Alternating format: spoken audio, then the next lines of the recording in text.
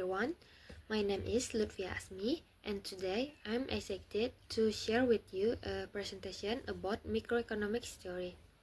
I hope you enjoy the presentation and find something new to take away from it. Number 1. Development microeconomics theory. The first phase of classical economics took 18th to early 19th century. Microeconomics thinking began with the work of Adam Smith, 1720 to early 1790. In his book Wealth of Nations, 1776, Smith introduced the concept of the invisible hand, which meant that individual activities in the market, if left free, will automatically produce an efficient equilibrium. Classical microeconomics assumes perfectly competitive markets, rational economic actors, and minimal government rules, laissez-faire. Next, this idea was later reinforced by David Ricardo, who developed the theory of comparative advantage to explain how trade between countries can improve efficiency and welfare.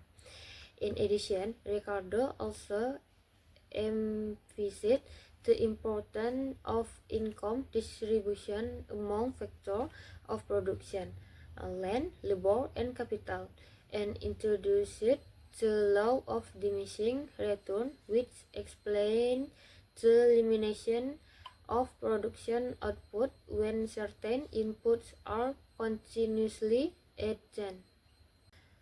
Next, second phase of marginalism and neoclassical theory, late 19th century.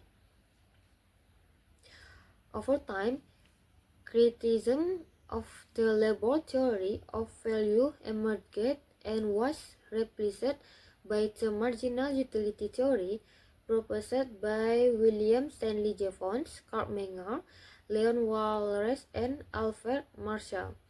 Alfred Marshall, in 1090, with his book Principles of Economics, introduced important concepts such as price elasticity, demand and supply curve, partial equilibrium, and production cost analysis. This era formed the foundation of modern microeconomics theory with its mathematical and graphical approaches. Next, third phase of development, early 20th century and the Keynesian Revolution. In the third phase was John Maynard Keynes in his work The General Theory, 1936. This theory challenged the classical perfect market assumption by showing that market can fail and governments need to intervene, especially in the context. However, micro theory still focus on the behavior of customer, producer, and individual markets to analyze market failure and intervention. Next, the fourth phase of the mathematical revolution and modern economics, 1950 to early 1970. In the fourth phase, more intensive use the mathematical method and general equilibrium theory was developed by Kenneth Arrow, Gerard Debreu, and John Hicks, providing a more complete theoretical framework for microeconomics. Rational choice theory, game theory, and asymmetric information analysis were introduced to understand more complex and realistic economics behavior. These theories were important in addressing the problem of market failure and extend the understanding of microeconomics to different types of market structure such as monopoly, oligopoly, and monopolistic competition. Fifth phase, contemporary development and development microeconomics.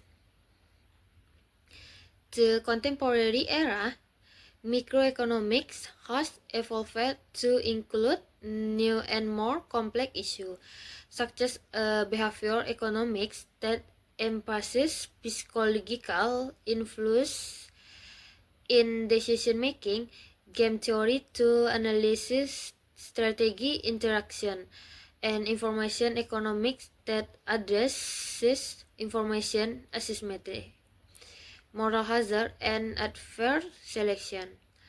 In addition, the application microeconomics also acted to the field of development with a focus on poverty, income distribution, labor market, and the role of government policies in creating inclusive growth.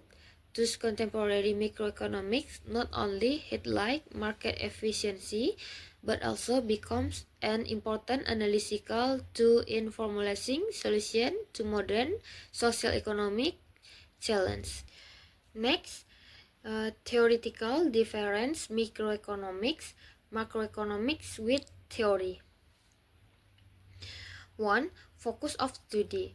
Microeconomics theory focus on the behavior of individuals, households, firms, and specific market.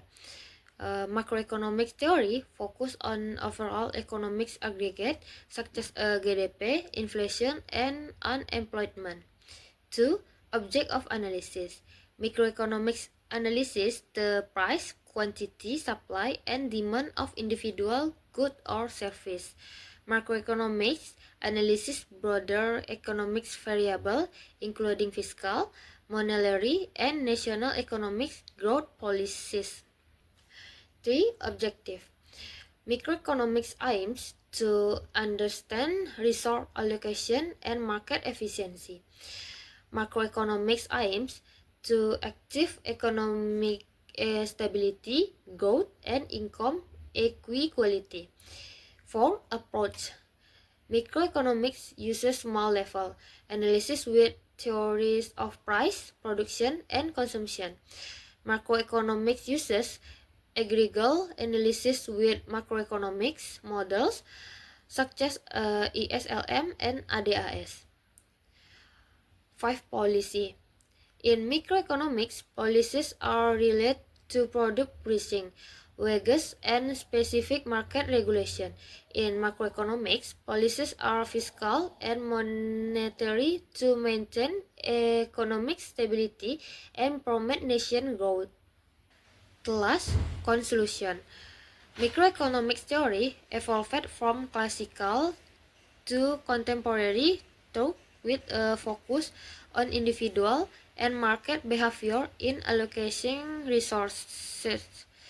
The difference with macroeconomics lies in the object of study, where micro emphasizes the efficiency of small unit, while macro highlights the economy in aggregate. That's all from me about microeconomics theory. Thank you so much for watching and listening. If you have any question, talks, or ideas, I'd love to hear them. See you next time. Bye-bye.